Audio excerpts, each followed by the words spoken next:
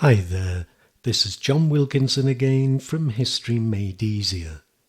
Now, in looking at the Chinese Civil War, I think it's worth your time to have at least a brief look at the nationalists, the Guomindang, in power. Such power as they had. Why? Well, because it shows why in the civil war with the communists, ultimately, they didn't have the support of the Chinese people. The Guomindang established a one-party dictatorship back in 1928, with power firmly in the hands of Chiang Kai-shek, though he was also required to handle the different factions in the party and the government, as well as in the army. In 1931, a provisional constitution was put in place, remaining in place until the Guomindang were overthrown, but it was essentially a military regime. The Guomindang, a revolutionary party in the 1920s, became increasingly conservative in power.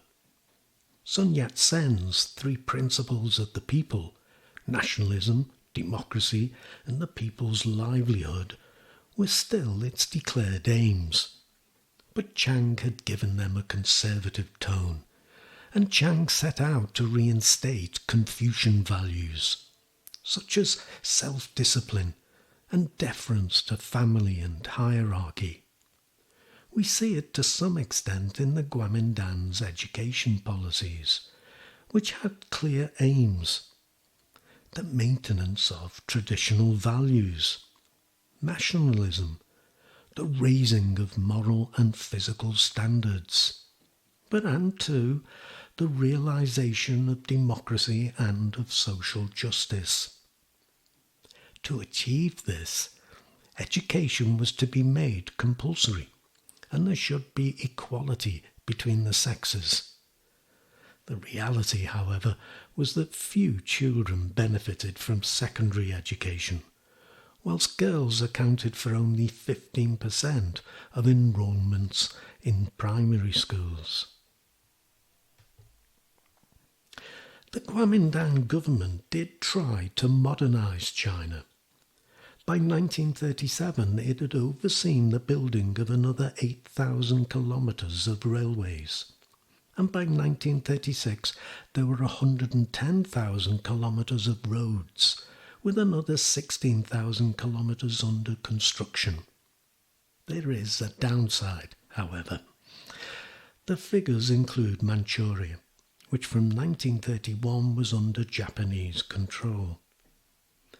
Railways did not extend to Sichuan, a particularly wealthy province, nor to the distant extremes of the empire. Also, the labour used for the construction of both railways and roads was from conscripted peasants, who received no pay, nor were peasants compensated for any loss of land. Between 1927 and 1936, coal production doubled, so that China was virtually self-reliant in coal, and between 1939 and 1944, electricity production increased sevenfold. However, in 1933, China's industrial sector still only accounted for less than 8% of its GDP, and it was still concentrated in the treaty ports, which meant it was still dominated by the Western powers. For example, 66% of coal production came from foreign-owned mines, or else mines under foreign control. The same could be said for the cotton industry, the leading sector of manufacturing industry. And the overwhelming sector of China's economy was still agriculture, and farming methods remained traditional.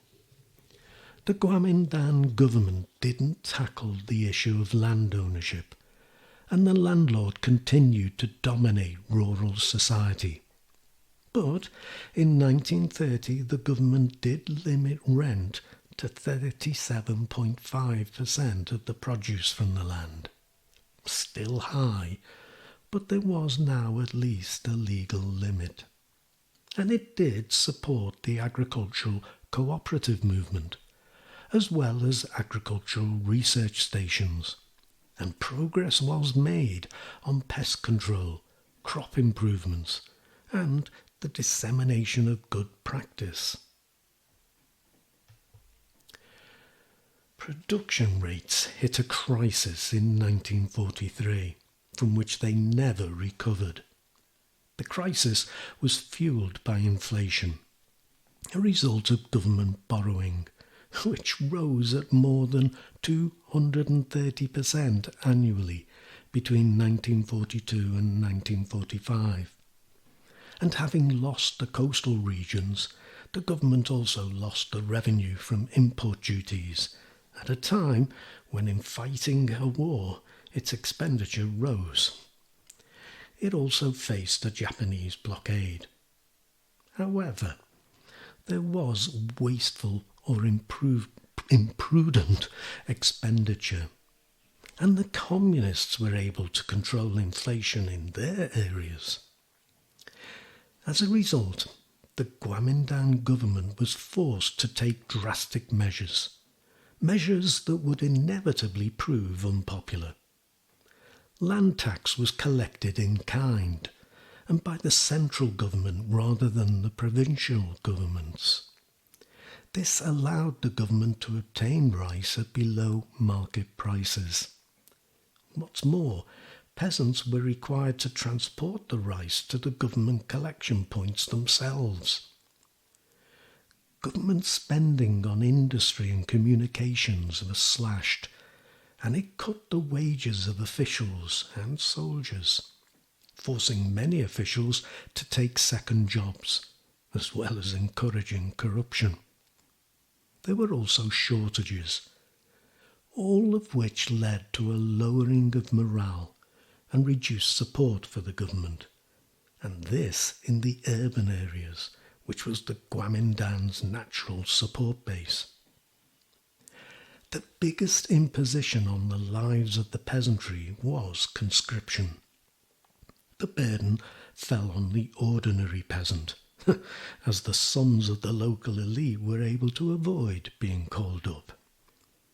After 1941, army units turned to force in order to meet the numbers required. Conscription for labour or government projects, railway and road building, as we have seen, also imposed on peasants' lives. And not just the individuals conscripted.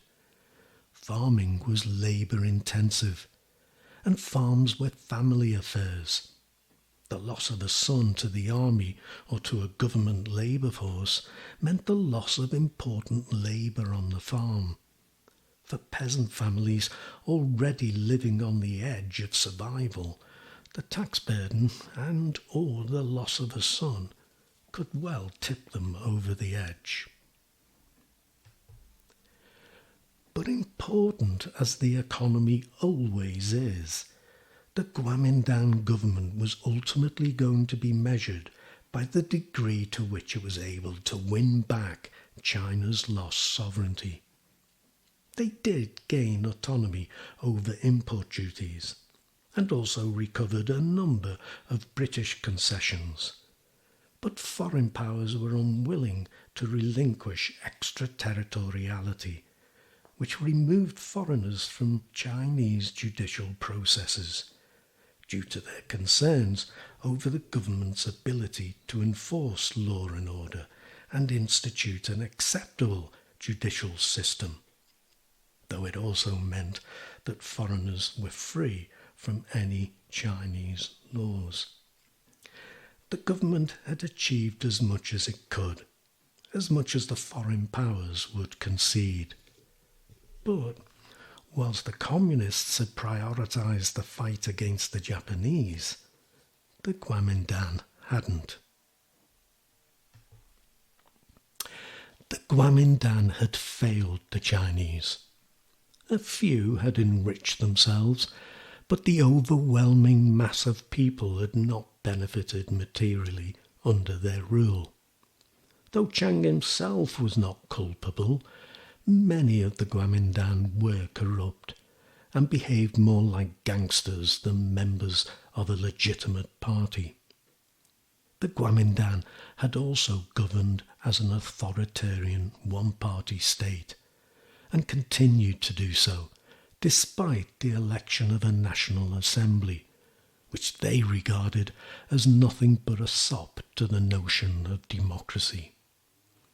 The government used censorship and arbitrary arrests, and the Guomindang were implicated in political killings. So, not a lot there to garner support for their cause in the Civil War. I'll contrast this with Mao's policies for the peasantry in another presentation. But for now, I'm done. Thank you so much for listening, and the best of luck with your studies. Don't forget, I may have a tutorial slot available. If you think you would benefit from tutorials, you should know what to do by now. Get your parents to contact me at historymadeeasier@gmail.com and we'll see if we can sort something out. Cheers.